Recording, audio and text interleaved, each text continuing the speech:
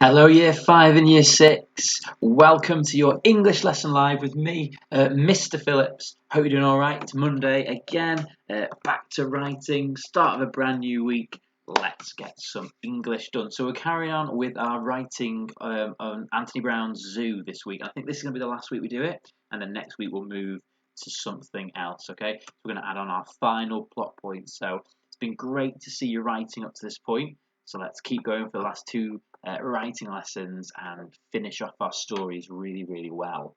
So let's begin with our Spag Starter for today. Oh, yeah, you might have noticed we're doing it in a slightly different format. I've done this now for 2 lessons earlier today, so I forgot to mention it then, but we're going to have a go at doing our writing like this because it's a little bit easier to film. I've got a little bit more control over what you guys can see, and maybe it's a bit clearer for you guys as well in terms of the writing. So this is the way we're going to do our writing lessons this week, see how it goes, okay? So here is your Spag Starter.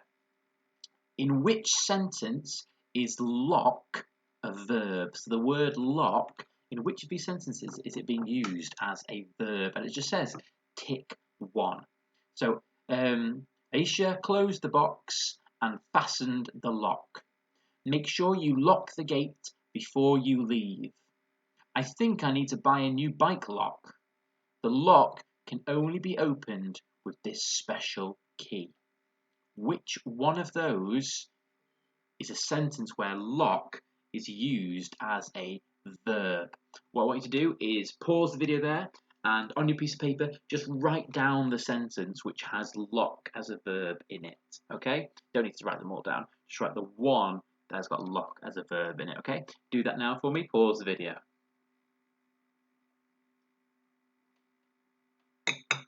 Okay, so hopefully now you should have a sentence written down which has lock as a verb in it, okay? So which of these is lock as a verb? Well, a verb is an action, a thing you can do. If you are really on the ball, rather than being able to spot which one is an action, you'll be able to spot which ones are something else. So in here, for example, it says, Aisha closed the box and fastened the lock. Well, here, lock has to be a noun, a thing, because it's got a determiner in front of it. The lock tells us that it's a noun because it has the. It's a lock, the lock, his lock, your lock. When we looked at determiners last week and the week before, no, we didn't. That was with year 3 and year 4. But a determiner defines which noun we're talking about. If you can see an at or a the in front of a word, it's probably going to be a noun unless it's an adjective describing that noun. So that one is a noun because it's the lock. Same with this one. The lock can be opened. So it's another one where lock has a determiner in front of it. So it's a noun, which means we're left with make sure you lock the gate before you leave. And I think I need to buy a new bike lock. So the one where lock is a verb is this one here, this second one. Yeah, this is the one you should have. Okay, it's lock, it's the action. Here, we do have the determiner before lock. It's here. We've got a. A is the determiner, a lock, and it's just some adjectives squeezed in between the determiner and the noun to tell you more information. But I think I need to buy a lock. It's still a noun, okay? So 3 of them were nouns, and that one was the use of lock as a verb. Whenever you're asked to spot the difference between nouns and verbs, or is this a noun or is this a verb, keep looking for the determiners. The determiners are the big clue, okay? Lovely, well done if you got that one. Let's move ourselves down the page. So today we're carrying on with our writing about zoo. This is the picture we're going to move on to. I'm going to hurry up the plot points a little bit for this week. We've got up to plot point 4 where we've had the hunger and the fight, haven't we? And we left the writing with them rolling on the ground, kicking, stamping, biting.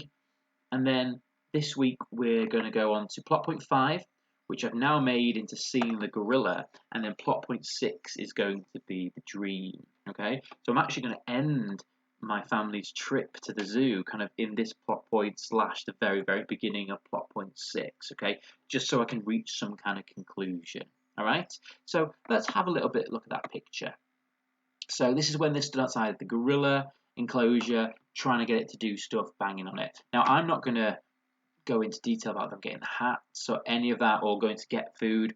I just don't think it's needed for the story. One thing I do want to focus on, though, is the fact that Mum is definitely having some doubts about whether this is the right thing to be doing, and I really kind of want to hammer home on that. Okay, let's have a little look. So our challenges for today, we want to try and use a variety of sentence structures to control the pace and the flow. So we want, some longer sentences, some shorter sentences, sometimes where there's fronted adverbials or fronted subordinate clauses. And I really want to be able to think about how the pace and the flow is impacted by the way I'm constructing my sentences. So I'm going to be talking about that a lot.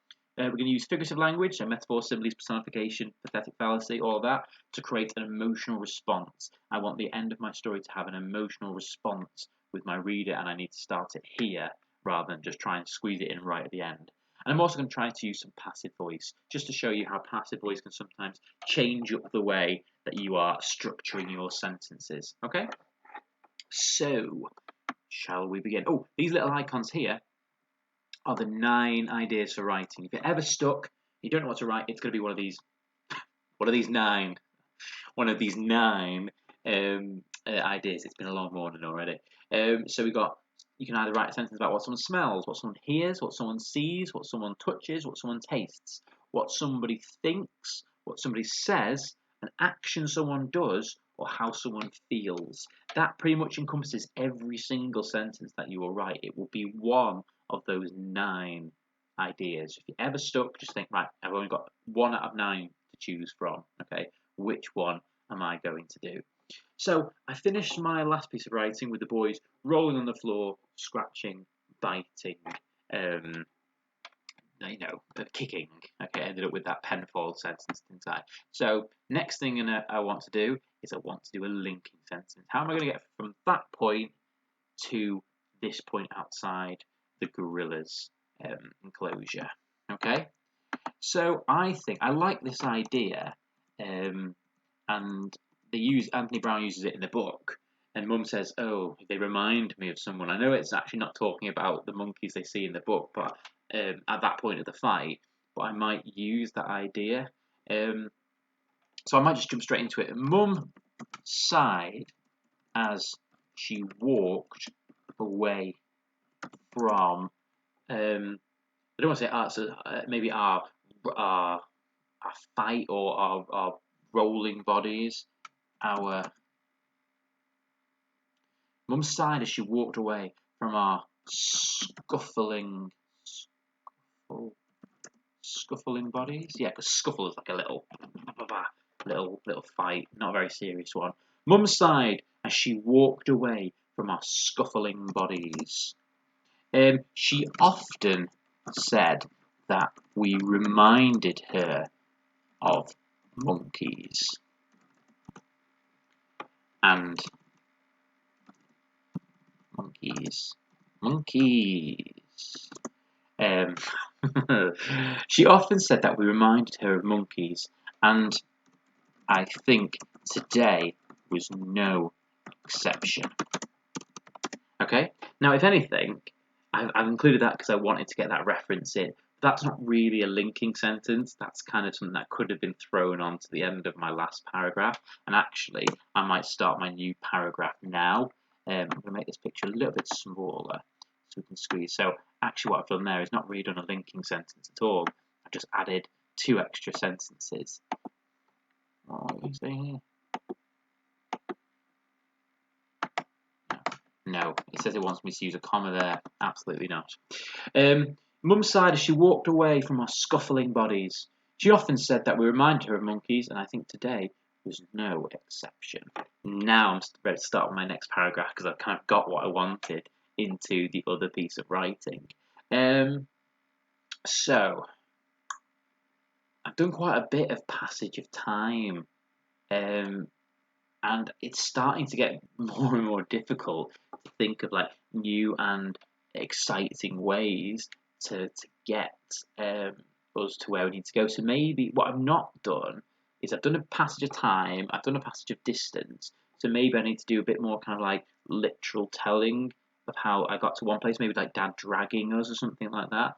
So maybe it took Dad to drag us apart, and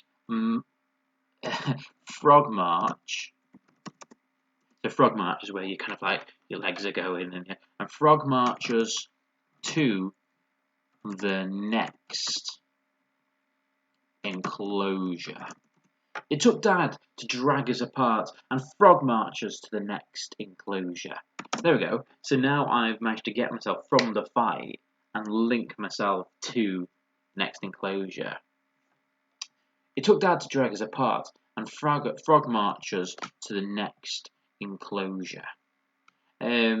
Let's not quite finish the feud just yet. Let's drop a hint that Harry and my character are still kind of furious at each other.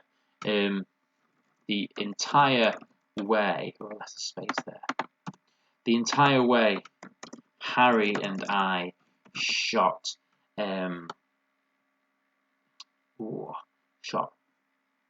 glares at each other. The entire way, Harry and I shot glares at each other as if we were trying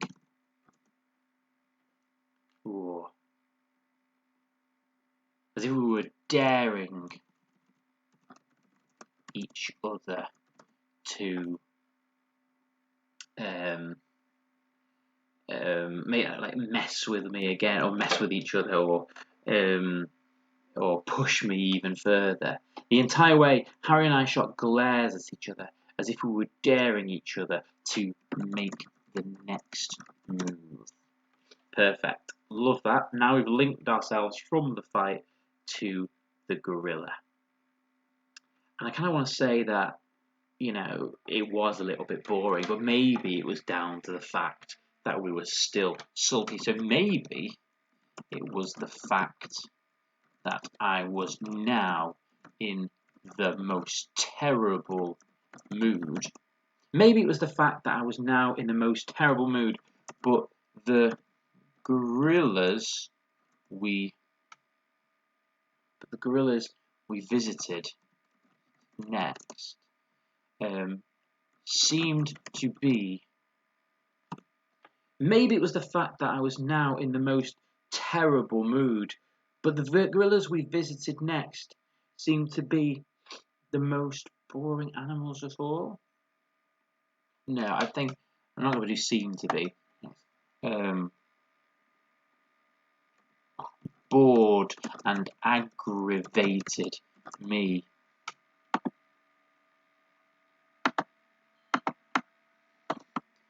Bored and aggravated me beyond anything else that day. Mum sighed as she walked away from our scuffling bodies. She often said that we reminded her of monkeys, and I think today was no exception. That's the end of my last paragraph. It took Dad to drag us apart and frog march us to the next enclosure. The entire way, Harry and I shot glares at each other, as if we were daring each other. Daring one another, rather than repeating each other. Daring one another to make the next move. Maybe it was the fact that I was now in the most terrible mood, but the gorillas we visited. Repeated next there. Just get rid of next. But the gorillas we visited bored and aggravated me beyond anything else that day. Perfect. Now, because I'm trying to do lots of different sentence structures in my challenge number 1, I need to do something smaller, I think. I want to get to the point now that we start to get maybe some small sentences to get a bit of motive. It just sat. It just sat. Sat. Ooh, maybe a chance for a colon. It just sat. Sat lifelessly. Ooh, yes. That's nice and emotive, isn't it? It just sat lifelessly. Brilliant. Let's try and add maybe a bit of dialogue from Mum, possibly. I'm going to steal, I think, maybe the dialogue that Mum kind of uses at the end of Anthony Brown's book. I'm going to say 66, capital letter I don't think zoos are made for animals. And I put a comma because it's not a question, it's not an exclamation, that's the punctuation I need. 66, capital letter, blah, blah, blah. Punctuation 99, who said what? Mum muttered under her breath, staring sadly. Now, again, let's not get hung up on using the word sad. If that's how she looked, that's how she looked. Let's use that word. I don't think zoos are made for animals, Mum muttered under her breath, staring sadly at the pitiful... I've done quite a lot of alliteration there. Mum muttered, staring sadly at the pitiful pile of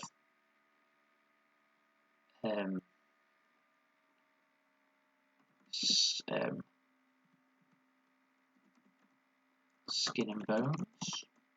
The idea that it's malnourished. Mum muttered, I don't think zoos are made for animals, Mum muttered under her breath, staring sadly at the pitiful pile of skin, bones and fur.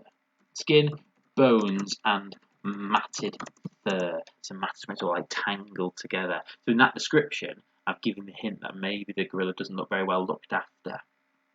Now, I'm going to have Dad barge in with a bit of dialogue. You speak a new line. I'm going to have him completely kind of disregard that fact and start this kind of idea where he's banging on the glass. Don't, so 66, capital letter, blah, blah, don't be ridiculous. Don't be daft, woman. That's more like Dad, isn't it? Calling his kids monkey brains. Don't be daft, woman. Dad laughed as he I'm going to put the fact that he banged on a bit later. I don't want to throw that in now. Don't be daft, woman. Dad laughed. I'm actually going to put a bit of split dialogue, so I'm going to put a comma to reintroduce another bit of dialogue, and I have to put another capital letter. They love it here. What more could they ask for? Question mark, finish my dialogue there. Okay, so you see there, I used this punctuation because he was kind of shouting it, but then I use a comma there to lead myself into my next piece of dialogue, because all of that is one piece. Don't be daft, woman, Dad laughed. They love it here. What more could they ask for? As he said this, he began pounding. Oh, he's pounding for the I used pounding for the horn, didn't I? He began banging and crashing his fists against the enclosure glass. Harry, thinking this was much more interesting than simply watching the gorilla from afar. So that's quite a long embedded clause there. Harry, thinking this was much more interesting than simply watching the gorilla from afar, began to screech and imitate the monkeys. Okay, quite a lot going on here. See, because now I can type, I can be like, I can write loads. Let's go back and have a little look. Mum sighed as she walked away from our scuffling bodies. She often said that we reminded her of monkeys, and I think today was no exception. It took Dad to drag us apart and frog march us to the next enclosure. The entire way, Harry and I shot glares at each other, as if we were daring one another to make the next move. Maybe it was the fact that I was now in the most terrible mood, but the gorillas we visited bored and aggravated me beyond anything else that day. It just sat lifelessly. I'm going to put that potential down. So they just sat lifelessly. I don't think zoos are made for animals, Mum muttered under her breath, staring sadly at the pitiful pile of skin, bones, and matted fur. Don't be daft, woman, Dad laughed. They love it here. What more could they ask for? As he said this, he began banging and crashing his fists against the enclosure glass. Harry, thinking this was much more interesting than simply watching the gorillas from afar, plural, began to screech and imitate the monkeys. Soon enough, the entire crowd around us had joined in with this deafening display of cruelty. Soon enough, the entire crowd around us had joined in with this deafening display of cruelty. Lovely. Let's go and have a little look at our targets, see how we're doing. To use a variety of sentence structures, I am doing that. I've got long, short. I think I'm erring on the side of long, so maybe I should pull back a little bit. Use figurative language. I'm going to do that in a second when I talk about the gorilla's eyes. Passive voice. Is there a chance where I can use kind of swap? So basically, so passive voice is when the subject is having the verb done to it rather than the subject doing the verb. So, trying to look for a sentence that could be swapped around. I'm kind of feeling it might be this one. It took Dad to drag us apart. Because I could just do, we were dragged apart by Dad, and that would be passive. Yeah, I'm going to do that. It took Dad to drag us apart. Maybe it took us... Ooh, I kind of like the start of it took, though. I feel like changing it to we were dragged apart by Dad and Frog marched to the next enclosure isn't as good as it took Dad to drag us apart and Frog marches to the next enclosure.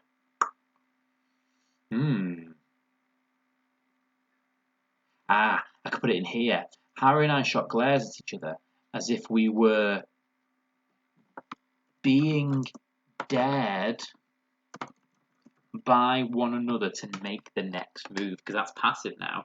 So they were being dared. They weren't doing the daring anymore. They were being dared. The entire way, Harry and I shot glares at each other as if we were being dared by one another to make the next move. Yes, like that one. So I've got passive voice in there now. I'm continuing to use a variety of sentence structures. So now I want to use figurative language to make an emotional response. So, that's your lesson for the other day, so let's get rid of that. Soon enough, the entire crowd had around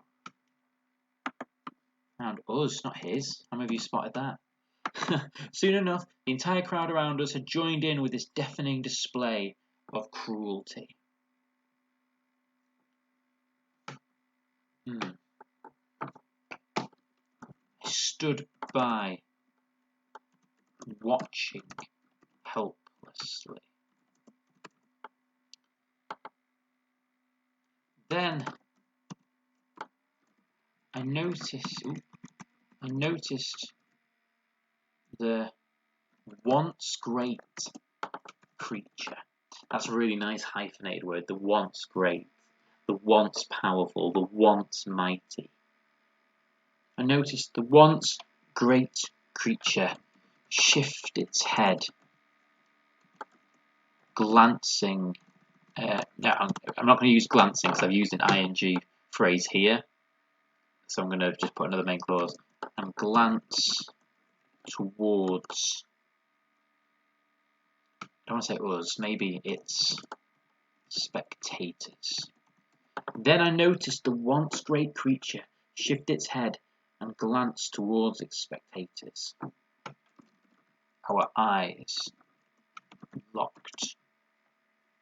And this one I want to use maybe a bit of repeating.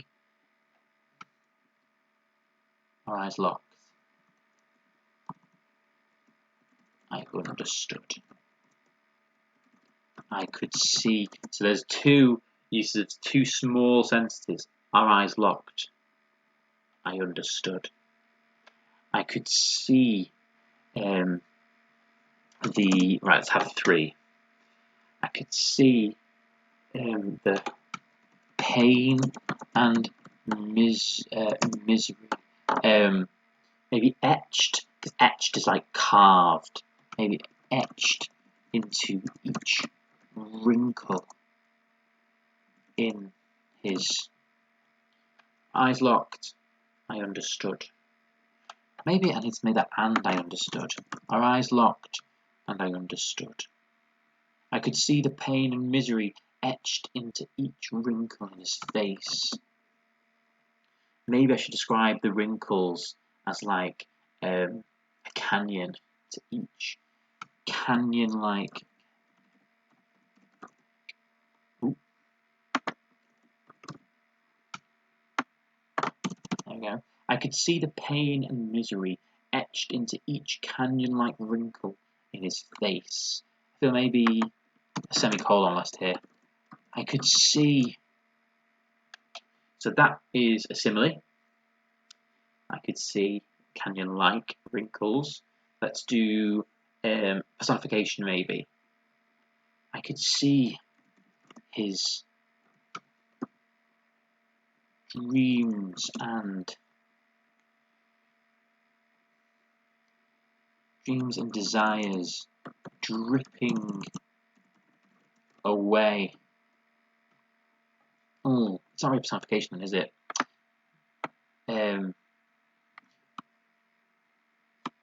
Maybe slowly dying with each passing minute. Oh, it's got sad now, isn't it? This is what I mean by emotive language. I could see the pain and misery etched into each canyon-like wrinkle in his face. I could see his dreams and desires slowly dying with each passing minute. I could see. We've done a simile. We've done personification.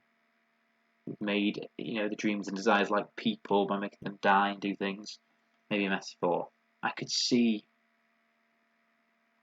his, we said, pain and misery, seeing his dreams and desires.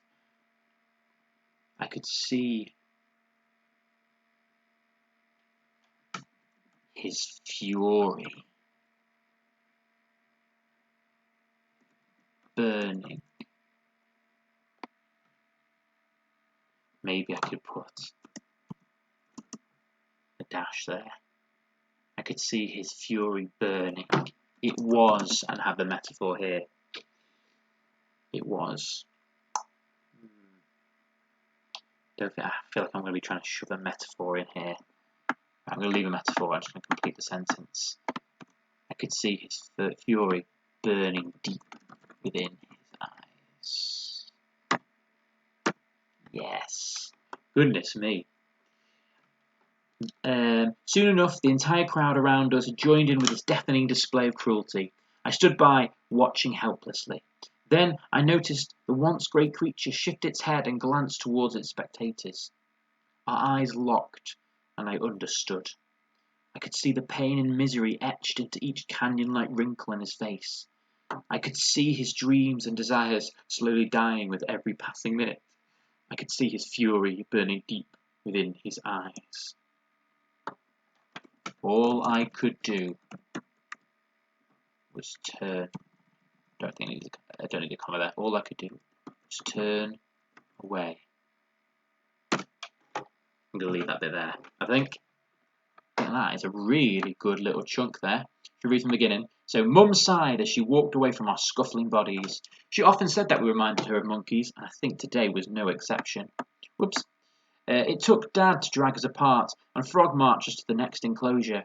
The entire way, Harry and I shot glares at each other, as if we were being dared by one another to make the next move. Maybe it was the fact that I was now in the most terrible mood, but the gorillas we visited bored and aggravated me beyond anything else that day. They just sat lifelessly. I don't think zoos are made for animals, Mum muttered under her breath, staring sadly at the pitiful pile of skin, bones, and matted fur. Don't be daft, woman. Dad laughed. They love it here. What more could they ask for? As he said this, he began banging and crashing his fists against the enclosure glass. Harry, thinking this was much more interesting than simply watching the gorillas from afar, began to screech and imitate the monkeys. Soon enough, the entire crowd around us had joined in with this deafening display of cruelty. I stood by, watching helplessly. Then I noticed the once great creature shift its head and glance towards its spectators.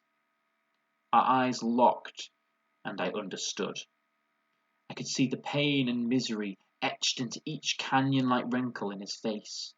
I could see his dreams and desires slowly dying with every passing minute. I could see his fury burning deep within his eyes. All I could do was turn away. Okay, that's what you're going to write today. You're going to write plot point 5, which is going to be seeing the gorilla. And I want you to get to a point where we're ready to leave the zoo by the end of this, okay? Well done, guys. I know today's lesson's gone a little bit over, but it's absolutely fine. Can't wait to see what you're doing, and I'll see you tomorrow for your reading lesson. Bye, guys. Bye.